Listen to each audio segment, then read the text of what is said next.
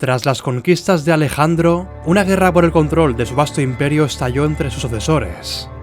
Pirro de Epiro fue una promesa de su época, y a principios del siglo III a.C., incrementó gradualmente su poder militar, así como el tamaño de su reino. Pronto sería llamado a perseguir conquistas más lejanas, mientras su ambición le acabaría conduciendo a una campaña en Italia. Tan pronto como Pirro se enteró de que su rival Demetrio estaba enfermo, se adentró en Macedonia con el fin de asolar los campos y de atacar su economía. Pero cuando el rey macedonio se recuperó, pronto levantó un gran ejército y Pirro se retiró. Demetrio, con este ejército, trató de reclamar las antiguas tierras de su padre en Asia, mientras firmaba la paz con Pirro. Amenazados por esta gran fuerza macedonia, los otros reyes helenísticos, Ptolomeo, Seleuco y Lisímaco, formaron una alianza para derrotar a su antiguo enemigo Antigónida por segunda vez. La alianza envió embajadas y mensajes a Pirro de Epiro, aconsejándole de que este era el mejor momento de atacar a Demetrio, ya que este se encontraba tratando de contener su frente oriental. Y lo cierto es que Pirro podía haber sido reticente, pero permanecer neutral no habría sido inteligente. Si Demetrio ganaba, podría aplastar a Epiro en cualquier momento. Por contra, si los aliados ganaban y Pirro no había sido parte de la alianza, no obtendría botín y tendría una mala relación con ellos. Además, esta era una oportunidad única para conquistar parte o toda Macedonia. Por lo que, sin pensarlo mucho más, finalmente se unió a la alianza contra Demetrio. En el 288 a.C., la coalición pasó a la acción. Ptolomeo pronto zarpó de Egipto para atacar a Demetrio con una enorme flota, mientras que Lisímaco se adentró al norte de Macedonia desde Tracia. En respuesta, Demetrio se dirigió al noreste con su gran ejército para enfrentarse a Lisímaco. Y en este punto Pirro vio vía libre para invadir Macedonia desde el oeste, sin apenas ninguna resistencia. En el norte Lisímaco fue derrotado por Demetrio con su gran ejército. Sin embargo, y a pesar de la victoria, el descontento reinaba entre sus filas, ya que su comandante había dejado vía libre a Pirro en Macedonia. Tal descontento pronto comenzaría a expandirse, cuando después de que Demetrio marchara contra Pirro, el rey epirota envió agentes al campamento enemigo para esparcir propaganda y sembrar el caos. Después de esto, pequeños grupos de macedonios, que supuestamente comenzaban a admirar a Pirro y a su creciente reputación, poco a poco se fueron cambiando de bando, y pronto lo haría todo el ejército. Al ver esto, Demetrio se vio obligado a escapar a la costa, y aunque Pirro había obtenido una gran victoria y se había anexado Macedonia, su aliado Lisímaco marchó a través del reino diciendo que la victoria fue un logro conjunto. No obstante, Pirro, que desconfiaba de la lealtad de los macedonios, le dejó el reino a Lisímaco y se retiró a Epiro. Poco tiempo después, Demetrio finalmente murió y su reino fue heredado por su hijo Antígono Gónatas. En este punto Lisímaco intentó aislar a Pirro, pero cuando se dispuso a ello, fue atacado por Seleuco, quien acabó con su vida en la batalla de Corupedio, mientras que el propio Seleuco fue asesinado poco tiempo después. Su asesino, Ptolomeo Cerauno, que significa el rayo, no perdió tiempo tras su complot y fue declarado rey por los macedonios. El otro aspirante al trono de Macedonia era Pirro, quien pronto decidiría dirigir la mirada hacia el oeste. Mientras tanto, en la península itálica, la expansión al sur de una Roma emergente amenazaba a las colonias griegas de la Magna Grecia. Una de aquellas colonias, Tarento, que era además la más poderosa de la Magna Grecia, había provocado a Roma, insultando a sus diplomáticos y atacando su flota. Ahora, preocupados por Roma, los tarentinos enviaron una embajada a Epiro para pedir su ayuda. Y Pirro, a cambio de algunas exigencias, como el control supremo de las fuerzas aliadas, aceptó. Tarento, en consecuencia, envió su flota para transportar a las fuerzas de Pirro a Italia. La fuerza que embarcó en Epiro consistía en 20.000 hombres, en su mayoría piqueros con sarisa, macedonios y pirotas, y también 20 elefantes de guerra. Una vez en Italia, Pirro comenzó a militarizar Tarento y a lidiar con cualquier enemigo político allí, mientras los romanos se preparaban para la inminente guerra. Para este conflicto se otorgó al cónsul Publio Valerio Levino el mando de 4 legiones, y tan pronto como las recibió, el cónsul marchó contra Tarento. El plan romano consistía en forzar a Pirro a entablar batalla antes de que llegaran sus aliados griegos. El plan funcionó, y al saber que los romanos estaban de camino a la ciudad griega de Heraclea, Pirro marchó al encuentro de sus enemigos por primera vez. En contraste con el típicamente agresivo plan romano, Pirro buscó atrasar el combate todo el tiempo posible a la espera de que sus aliados se le unieran, mientras el gran ejército romano acampó en una llanura fuera de la ciudad, cerca de la orilla occidental del río Siris. Cuando Pirro se percató, él y su amigo Megacles fueron a examinar el campamento romano, y fue entonces cuando el rey Epirota dijo su famosa frase: ¿quiénes son esos bárbaros tan bien organizados? Acto seguido, y con el fin de proteger el paso del río, envió una avanzadilla hacia el mismo. Hecho esto, el rey griego se dedicó a otros asuntos, pensando que tendría tiempo en su fuerte posición defensiva. Sin embargo, pronto iba a recibir una amarga sorpresa cuando, de una forma repentina, el cónsul romano ordenó a sus fuerzas de más de 40.000 legionarios cruzar el río. La pequeña avanzadilla de Pirro pronto fue superada, y la caballería romana de Équites, que había cruzado río arriba, cargó en el flanco de la infantería defensora, la cual se retiró rápidamente tras sufrir enormes bajas. Mientras tanto, los vélites romanos ya estaban cruzando, y Pirro, que no podía permitirse perder completamente la defensa del río antes de que su infantería estuviera lista, cargó con 3.000 de sus mejores jinetes directamente contra la vanguardia de la infantería enemiga. Esto dio tiempo a las falanges para colocarse, y pronto dio comienzo el combate cuerpo a cuerpo entre las infanterías de ambos bandos. En este combate, Pirro fue derribado de su caballo y casi lo mata un jinete enemigo, por lo que su amigo Megacles, al ver a su rey derribado, cambió armaduras con Pirro y llevó la magnífica armadura del rey, cabalgando acto seguido de vuelta al combate. El combate cuerpo a cuerpo entre ambos bandos fue salvaje y sangriento, pero poco a poco los romanos fueron cediendo terreno ante el ímpetu de las falanges, hasta que de repente todo cambió. Megacles, que portaba la panoplia del rey, cayó muerto en combate a manos de un legionario, y su casco fue exhibido a lo largo de la línea, inspirando a los romanos y desmoralizando a los epirotas, quienes creían que su rey había muerto. En este punto las falanges comenzaron a deshacerse y las legiones empujaron, y el rey Pirro, al ver esto y al ver que se trataba de un momento clave en la batalla, cabalgó a lo largo de su línea, informando a sus tropas de que seguía vivo. Al mismo tiempo, los 20 elefantes de guerra, que hasta ahora habían permanecido en reserva, cargaron en ambos flancos romanos. Y en ese punto, mientras la infantería romana parecía firme incluso ante aquellas bestias que nunca antes habían visto, los caballos, presas del pánico, huyeron, provocando el caos en las filas romanas, mientras Pirro con su caballería tesalia les perseguía. En total, unos 7.000 romanos habían muerto, y 2.000 fueron capturados, mientras los griegos contaron unas 4.000 bajas en un enfrentamiento que fue muy difícil, costoso y agotador. El concepto de victoria pírrica había nacido, y Pirro había encontrado a su más duro enemigo. A pesar de la derrota, Roma rechazó los términos de rendición de Pirro y comenzó a levantar un nuevo ejército. La siguiente batalla era inevitable y tendría lugar poco tiempo después. Tras la derrota en la batalla de Heraclea, el cónsul Labieno regresó a Roma. Para entonces la máquina de reclutamiento romana se intensificó enormemente, reponiendo rápidamente las enormes pérdidas que habían sufrido. Mientras tanto, Pirro, que todavía no entendía la mentalidad romana, envió a su amigo y consejero Cineas a Roma, junto con grandes obsequios que posiblemente pretendían ser sobornos. Mientras el propio Pirro marchó hacia el norte en dirección a Roma, y su ejército se agrandó con los aliados griegos de la Magna Grecia, que ahora le veían como un héroe por haber derrotado a los romanos.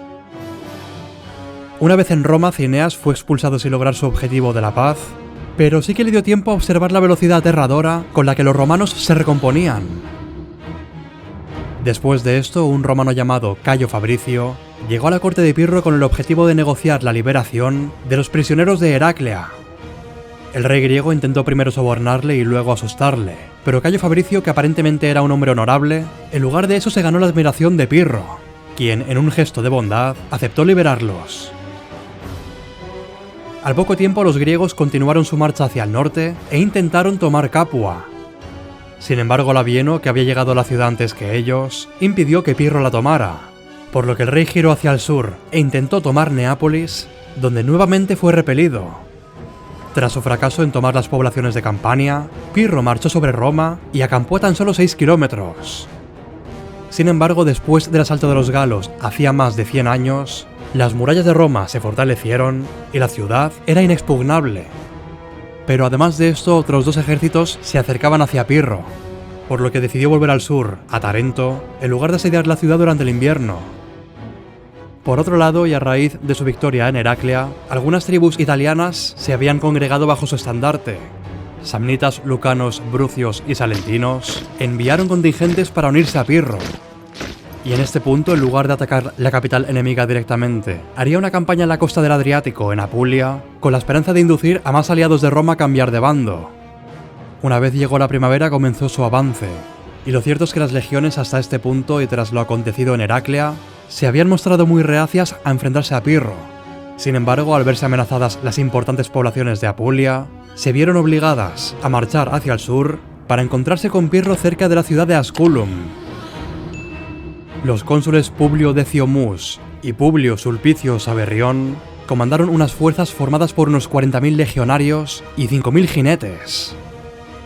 Pirro, por su parte, disponía de unos 38.000 hombres de infantería, 5.000 jinetes y 19 elefantes. Las fuerzas romanas tenían una excelente posición defensiva, anclada en el otro lado de un pequeño río. Al ver esto y el terreno irregular cerca del río que su falange ocupaba, el rey griego se retiró a un terreno más plano en la parte trasera y permitió que los romanos cruzaran el río. Cuando ambos ejércitos estuvieron en el mismo lado del río, dio comienzo la batalla. El choque entre falangitas y legionarios en el centro no fue concluyente, mientras que las caballerías en ambos flancos se enfrentaron. Cuando el choque de jinetes se intensificó, Pirro llamó a los elefantes. Pero entonces los romanos enviaron unos carros anti-elefante como respuesta. Mientras tanto, en el centro, los falangitas fueron poco a poco superados por los romanos hasta que finalmente se quebraron. El rey Pirro, sintiendo el peligro, cargó con su caballería de élite y consiguió destruir las primeras filas romanas. En este punto, 4.000 aliados romanos, que habían intentado atacar a los griegos por la espalda, dieron con el campamento enemigo y lo quemaron, lo cual fue visible desde el campo de batalla. Al ver esto, los falangitas se desmoralizaron y comenzaron a perder cohesión, siendo rechazados por los romanos. La situación parecía crítica. Sin embargo, en aquel momento, tanto los elefantes como la caballería pírrica en los flancos finalmente consiguieron hacer daño a los romanos, quienes sufrieron miles de bajas. Sintiendo otra masacre, los comandantes romanos se retiraron de vuelta a su campamento. La batalla fue otra dura contienda. Sin embargo, Pirro había vuelto a obtener la victoria a costa de unos 4.000 hombres, mientras que los derrotados romanos perdieron unos 6.000. Después de esto, Pirro inspeccionó la destrucción y los cadáveres a su alrededor y dijo: «Otra victoria como esta, y volveré a Epiro sin un solo hombre». Tras su victoria, Pirro volvió a su base en Tarento, donde comenzó a reclutar más soldados. Y en ese punto le llegaron 2 embajadas, cada una con una oportunidad única para el rey epirota. Un emisario era de Macedonia, informando de que Ptolomeo Cerauno se enfrentó a una invasión gala, donde murió tras caerse de su caballo, por lo que ahora había una vacante en el trono de Macedonia, y Pirro era un rey probado. El segundo emisario venía de las poblaciones griegas de Sicilia, las cuales pedían la ayuda de Pirro ante los hostiles cartagineses. Sin darle más vueltas, Pirro vio como mejor opción la de Sicilia, ya que podía ser un puente para conquistar Cartago. Por tanto, y sin perder más tiempo, pronto marchó hacia Sicilia con 8.000 hombres de infantería y 2.000 jinetes. La fuerza de Pirro desembarcó en Taormina, donde un tirano local ya había declarado su lealtad al rey epirota. Desde allí navegó hacia el sur hasta Catania, donde la población le recibió como a un libertador y además obtuvo 3.000 hombres de refuerzo para sus filas. En este punto viajó por tierra y por mar hacia Siracusa. Las tropas cartaginesas que asediaban la ciudad no contaban con apoyo naval y fueron tomadas por sorpresa por el avance de Pirro, retirándose poco después a pesar de su ventaja numérica. Tras su victoria en Siracusa, Pirro se hizo con otros 140 barcos, lo que le dio una importante ventaja naval sobre los cartagineses. ahora se movió hacia el oeste y marchó sobre Agrigento, donde el tirano local, Sorístrato, también era aliado. Fue aquí donde Pirro pasó el invierno y reunió sus tropas antes de avanzar hacia el oeste. La siguiente ciudad, otra Heraclea, tuvo que ser asaltada, y esta era una clara señal de que las cosas se pondrían mucho más complicadas conforme se adentraban en territorio cartaginés. Sin embargo, y a pesar de esto, las siguientes poblaciones importantes al oeste, Selino y Segesta, fueron tomadas sin luchar. Esta sería la última caminata que Pirro disfrutaría en Sicilia. Mientras tanto, en Macedonia, el hijo de Demetrio, Antígono Gónata, dio un paso al frente y derrotó a una fuerza gala de 18.000 efectivos en Lisimaquia. Después de esto, se quedó con el reino de Macedonia, y si bien Pirro se encontraba en el oeste, no sería la última vez que supo de Antígono. A continuación, Pirro decidió atacar la fortaleza montañosa de Érice en la costa noroeste de la isla. Las fuentes en este punto dicen que Pirro fue el primero en escalar los muros y luchó heroicamente. Y después de un asedio muy reñido, la ciudad fue tomada. Sin perder mucho tiempo, Pirro asaltó Panormo, un asentamiento portuario que en aquel momento poseía el mejor puerto de Sicilia. Después de tomarlo, se dirigió a Lilibea.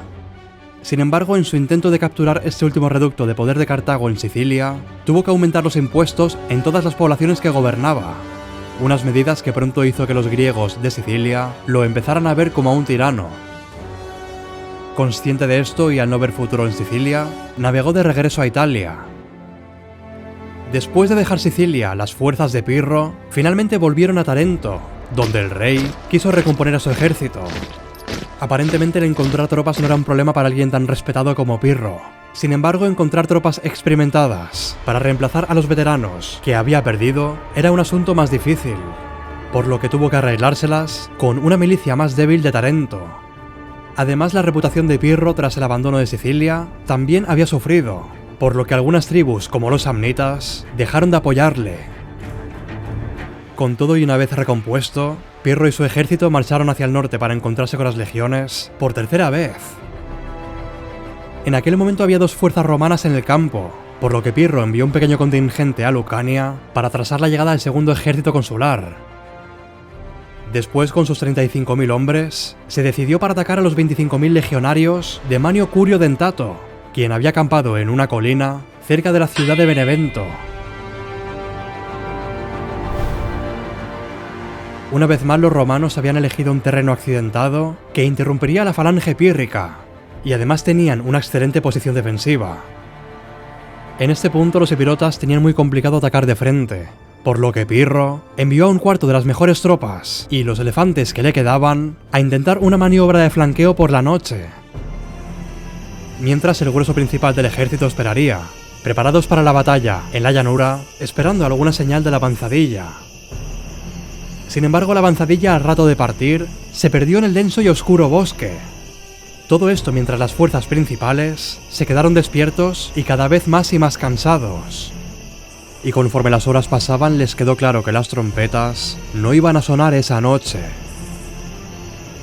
Una vez amaneció, la fuerza de flanqueo de Pirro finalmente fue visible detrás de los romanos, y su factor sorpresa desapareció. Finalmente dio comienzo la batalla a la luz del sol. Los escaramuzadores romanos pronto avanzaron y lanzaron una tormenta de jabalinas contra las falanges, las cuales comenzaron a desmoronarse bajo la presión. Acto seguido, la infantería romana entró en contacto con los falangitas, quienes estaban cansados de no haber dormido en toda la noche y hambrientos. La lluvia de pila legionaria, así como su carga frontal, comenzaron a hacer añicos los flancos de Pirro, quien rápidamente ordenó a los elefantes que le quedaban que cargaran contra los flancos romanos. Sin embargo, los romanos, que ya habían aprendido bien acerca de estas bestias, habían movido a los prínceps y vélites a los flancos con muchas pilas listas, haciendo que entraran en pánico y se desbocaran. Con los flancos de Pirro destrozados, comenzaron a cargar cuesta abajo contra el cuerpo principal de las falanges. Cuando los romanos chocaron contra los falangitas con gran ímpetu, los griegos exhaustos no pudieron más. Y en este punto, y dada la situación, Pirro dio la orden de una retirada ordenada para evitar que sean masacrados.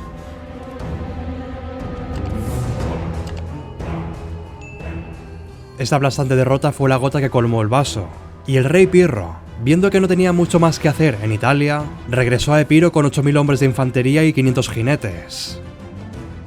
Al poco tiempo de volver a Grecia, bien porque estaba enojado con Antígono por no apoyarle en Italia, o bien porque quería ser rey de Macedonia, Pirro atacó a Antígono en el 274 a.C. Y lo cierto es que la campaña empezó bien, ya que los epirotas tomaron muchos pueblos fronterizos, y además 2000 falangitas macedonios se cambiaron a su bando. Después de algunas semanas, Antígono marchó contra los invasores y se encontró con Pirro en un estrecho desfiladero cerca del río Aos, donde el rey macedonio no solamente fue derrotado, sino que sus fuerzas se unieron en masa a Pirro. Tras esto, el rey epirota siguió su victoria invadiendo toda Tesalia y la mayor parte de Macedonia. Sin embargo, Pirro no logró acabar con Antígono cuando tuvo la oportunidad, y pronto pagaría el precio. Al poco tiempo, un candidato a la corona de Esparta llamado Cleónimo apareció en la corte de Epiro y se acercó al rey, proponiendo un plan para derrocar al rey espartano, Areo, mientras se encontraba en campaña en Creta. Sin pensarlo mucho, Pirro aceptó, ya que la idea de colocar a un títere en el trono de Esparta era demasiado tentadora, y además era una gran oportunidad para conquistar las fortalezas restantes que Antígono tenía en el sur de Grecia. Sin perder mucho más tiempo, Pirro invadió el Peloponeso en el 272 a.C. con 25.000 soldados de infantería, 2.000 de caballería y 24 elefantes. Las fuerzas pírricas marcharon hacia Megalópolis en Arcadia, donde fue recibido por el embajador espartano. Y fue aquí donde Pirro mintió cuando declaró que simplemente quería atacar a las fuerzas de Antígono y liberar a los griegos de su dominio. Sin embargo, luego traicionó a los espartanos y marchó sobre Esparta a través de Mesenia.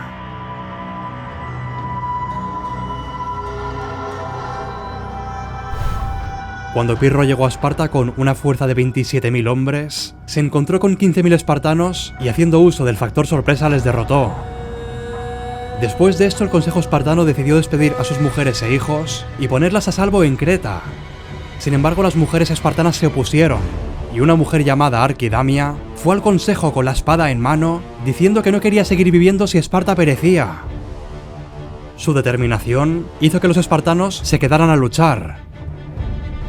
Por la mañana, Pirro dirigió un ataque frontal a la trinchera espartana, pero fue repelido. Luego intentó varias veces romper las defensas espartanas, pero estas se mantuvieron firmes. Con la llegada de la noche, finalmente se detuvo la batalla, y por la mañana el rey Areo de Esparta volvió de Creta con otros 2000 hombres, por lo que ahora las fuerzas pírricas no podían aspirar a romper la línea espartana. Pirro, irritado por su fracaso, se retiró y marchó sobre Argos. Sin embargo, durante la retirada su hijo Ptolomeo perdió la vida en una emboscada espartana, y el rey cayó en una profunda depresión. Cuando llegó cerca de la ciudad, Pirro vio que su rival, Antígono, había ocupado las alturas sobre la llanura. No obstante, durante la noche, los aliados de Pirro dentro de Argos abrieron una de las puertas de la ciudad y sus fuerzas se adentraron. Los argivos dieron la voz de alarma, a la vez que el rey espartano Areo llegó con una fuerza de 1000 hombres. Los argivos ahora, junto con sus nuevos aliados, atacaron a los enemigos. Sin embargo, con la caída de la noche, se pospuso el enfrentamiento. Cuando amaneció, Pirro se preocupó por el gran número de enemigos y se quiso retirar. Pero al ver que las puertas eran muy estrechas, envió un mensaje para derribar una parte de la muralla que permitiera una retirada rápida. Sin embargo, el mensajero escuchó mal la orden debido al ruido de la batalla. En cambio, dio la orden de ayudar a Pirro y su fuerza de socorro chocó de frente con la fuerza en retirada. Para colmo de males, un elefante quedó atrapado en la puerta estrecha, bloqueando la retirada. Y en este punto, las fuerzas epirotas dentro de la ciudad comenzaron a entrar en pánico y a huir en todas las direcciones. Pirro, al ver esto, se lanzó contra el enemigo, pero un argivo le hirió levemente con una lanza y dio comienzo a un duelo entre ambos. Se dice que la madre de este argivo vio esto desde un tejado, y al ver a su hijo enfrentarse contra un enemigo tan letal, le arrojó una teja que lo derribó de su caballo. Pirro de Epiro, el feroz rey que había luchado contra romanos, cartagineses, macedonios y espartanos, fue finalmente decapitado mientras yacía herido en el suelo.